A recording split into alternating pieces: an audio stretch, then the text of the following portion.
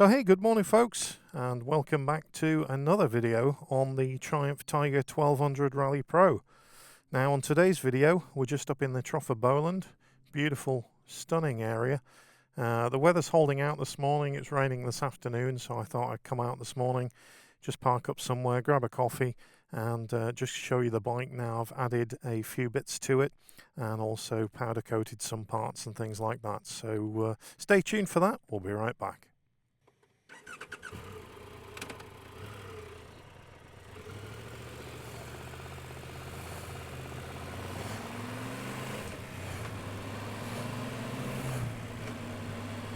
Plenty of other bikes out today, and I suppose the first thing that you can see that's pretty obvious is the wind deflector on the top of the screen. Now this is a genuine Triumph wind deflector. I quite like it actually because it's just got a single attachment at the top. It's quite easy to take off if needs be, and also it's very easy to adjust as you're moving along. Now some of you might ask, does it getting my line of sight? So the screen is in the low position currently, and no, I'm looking above it. The camera obviously is on my chin, so as you can see, you're probably looking through it. I don't know how it will look until I get back to edit this video. When I put the screen in the tall position, my eyes are actually still above it, believe it or not. But the good thing now is I can direct the airflow to the helmet or my upper chest or wherever I want it, or just over the top of the helmet, and I can also do that when it's in the down position too.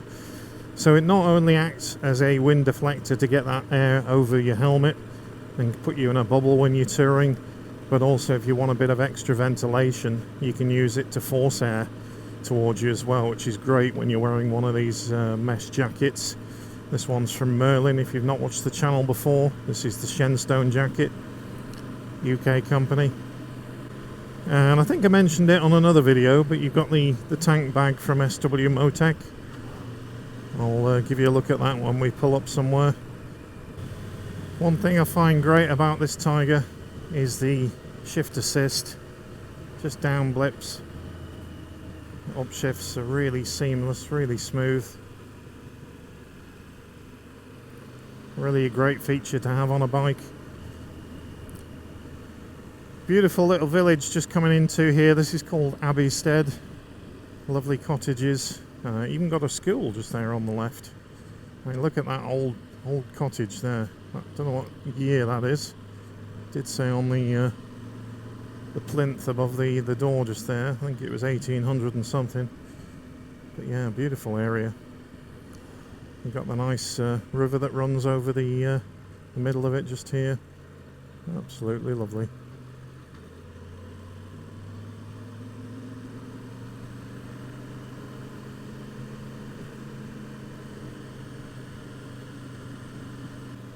Now I've seen a few Tiger videos where people complain about the screen on this. Now it's a large screen being 7 inches. I think it's pretty much set up for touring. I don't think there's any more information that I would want on the screen. And I think what some people forget is that when you get on the bike, it's defaulted in the circular dial just there that you see. But whenever I start a ride, I always toggle right on the little switch down there, and then I've got my average miles per gallon per ride and over time, and then my range on the right hand side, as well as fuel gauge, temperature, clock and things.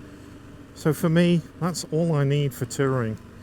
And when I took this bike or similar bike from Triumph to Switzerland, it was perfect for that trip. Just having that information on, knowing when you're going to run out of fuel or near there, and you can calculate your trip. But yeah, averaging 52.8 miles per gallon over the last few tanks, and that's quite good really for a 1200cc bike. Quite happy with that. Now I have booked the bike in to Yule's down in Blackburn, my nearest Triumph dealer, for the recall work that this bike has got on it. And two things. One is the clutch bleed, with it being a hydraulic clutch. Apparently there's a problem or an issue that they need to bleed it. I know Wigan Motorcycles, when I picked this bike up, they actually bled the clutch, but obviously Triumph don't recognise that, so they want to do it again. So I'll let them before I go on the big trip. And also there's a spring where the quick shifter is that needs replacing. Frankly, I've had no issues with the quick shifter whatsoever, but there is a recall on a certain spring. So I'll take the bike in, I think on the 29th of July, and then on the 7th, I think it is, 7th of August, we're off on our big trip. So, and when I mean we, I do get questioned a lot on we. I mean me and the bike, not me and somebody else on the trip.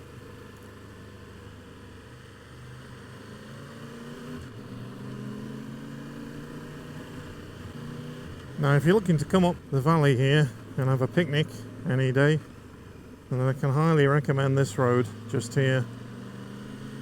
We drop down in a bit to a lovely little stream with some car parking spaces on the grass next to the river. Absolutely stunning place. So I think we'll pull up down here.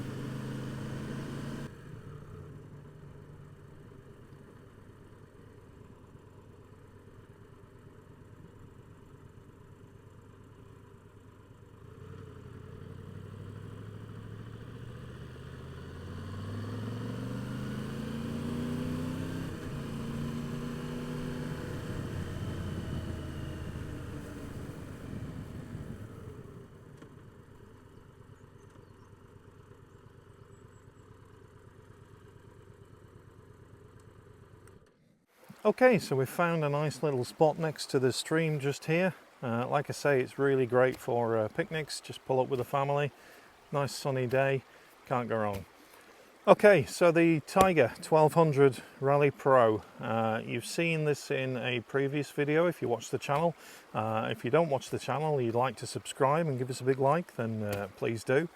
But yeah, we've been modifying this bike, getting it ready for a big trip in August. That trip, if you've watched the previous video, you'll know already if you watched till the end. We're going to go down to a place called Füssen, southern Germany. So that is a place where they filmed The Great Escape. Just wait for this noisy Caterham to come by.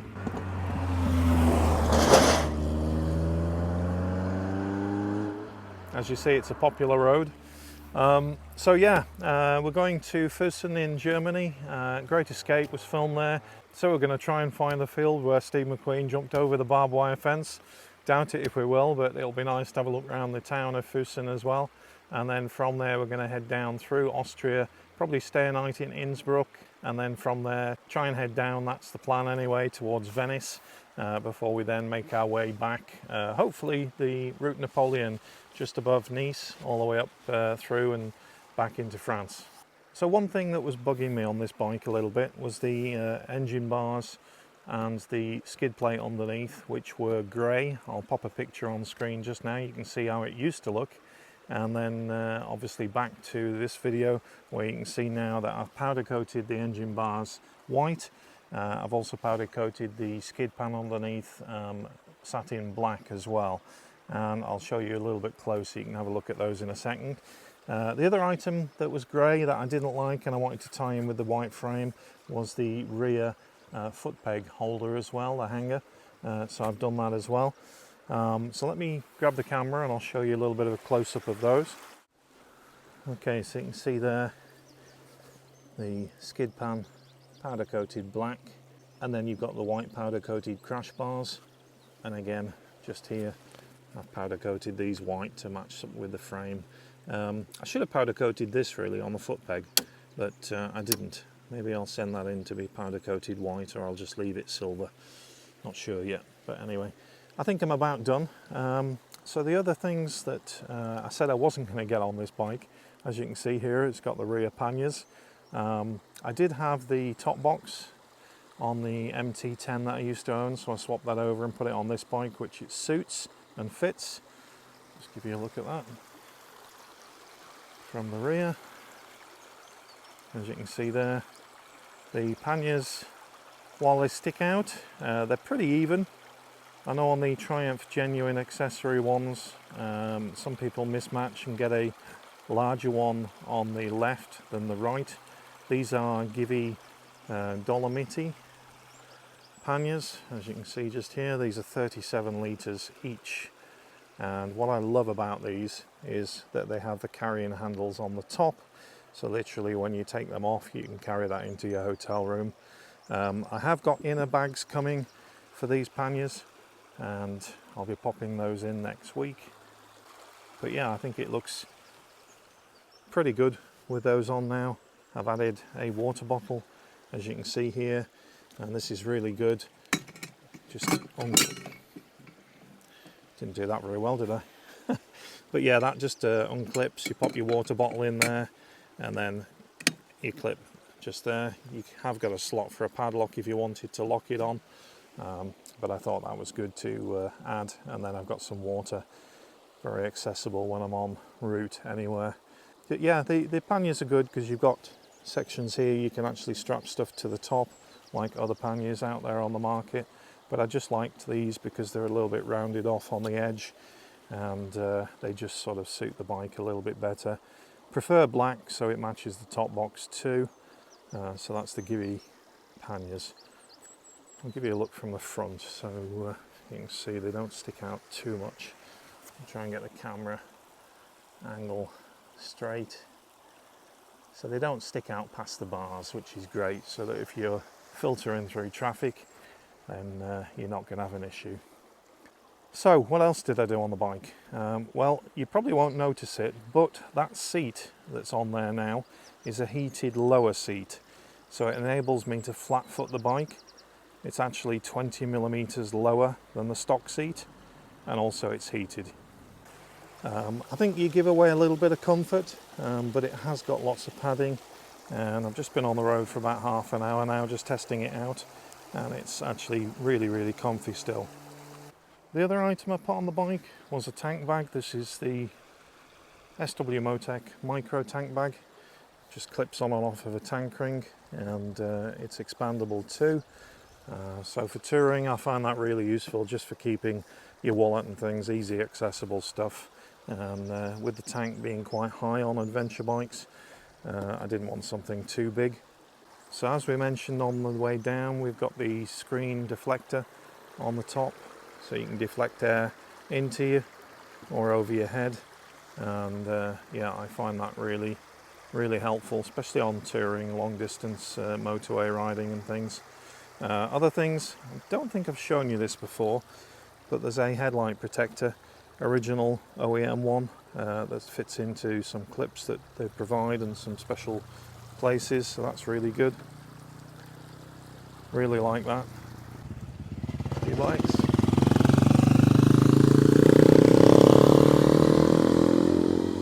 Very popular road. So yeah, headlight protector there, just stop the stones hitting the headlight. I would hate to have to replace that, it would cost a fortune.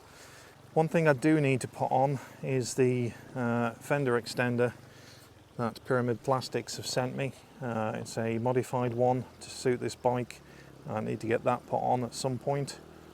You've probably seen the SB Connect wireless phone mount with the vibration dampener on there, but also you can see just here, if I look a bit closer, I've got a dual USB slot here with a waterproof cover on, and then it goes into the DIN adapter just there, so power.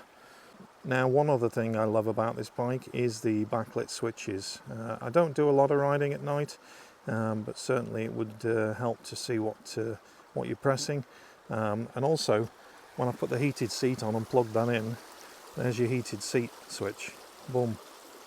There's your fog light switch. So every switch is on there. It's all plug and play. You can even plug in a rear heated seat if you wanted to. But yeah, I really like that. Obviously the heated grips are as standard on this bike, 3 settings, all comes on the screen, tells you what setting you're on. They really work well. So there's one other item that I highly recommend when I go touring or any trips or camping trips or anything like that, is locking your bike up, security. Now I normally take a disc lock with me, it's just a generic one. Now the other thing that I take touring with me is a good lock for the bike to keep it secure. I normally take a cable, so a plastic coated wire cable, where I can connect that then via a lamppost or whatever I'm securing it with. But my main lock that I use now is from Lightlock. This is the X1. They do two versions of this for motorcycles. One is the X1, one is the X2. This actually fits the diameter, this fits around the front wheel, so that's really good. On my Bonneville, I use the X2 and that fits around the wheel on the Bonneville. Great lock from Lightlock. These are using a technology called baronium, and basically it would take 2 cutting discs per side to get through this, so it actually eats the discs on grinders, which is good. It's got a plastic coating, like a rubberized coating on the outside, so when I do put it on the bike it doesn't scratch any wheels or anything. And basically what I do is I just put it through the front wheel like so, and then it's locked. So that's Lightlock. There's a link in the description below if you're interested in one of those. I make nothing from them, but I just highly recommend products that I use myself and I believe in, so that's a must for me when traveling. Okay, so let me just show you the panniers, how they come off and remove, and I'll open the lids and you can see those.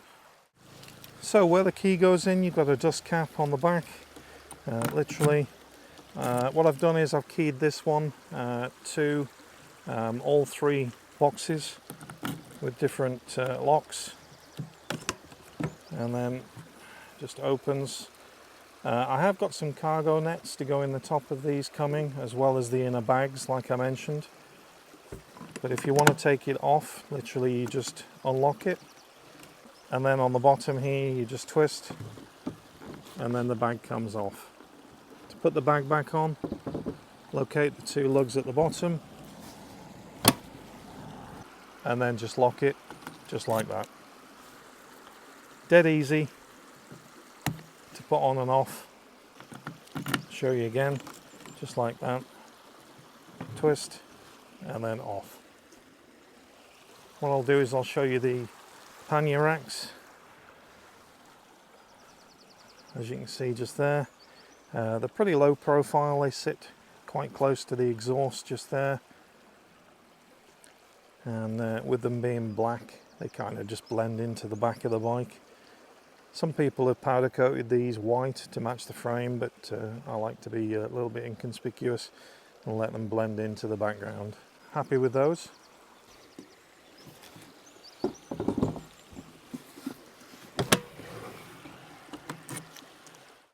So that's the Tiger all ready for its trip, and many more to come. I want to do a lot of trips on this bike. It's really suited for that, really comfy. I think I've got it how I like it. Interested to hear your comments below, what you think of the powder coated parts, whether you think they improve the look of the bike. Let me know. I'm not looking to get any upper crash bars. I don't particularly like upper crash bars. I know they serve a purpose if you drop it. I don't really intend to take this off-road really. Most of the mileage is going to be done on the road, so cheers to you. Yeah, cheers to some exciting touring in August. If you're not a subscriber to the channel, and don't forget to hit that subscribe button, and appreciate if you can give the video a big like, guys. It all helps the channel. Thank you very much. Ciao for now.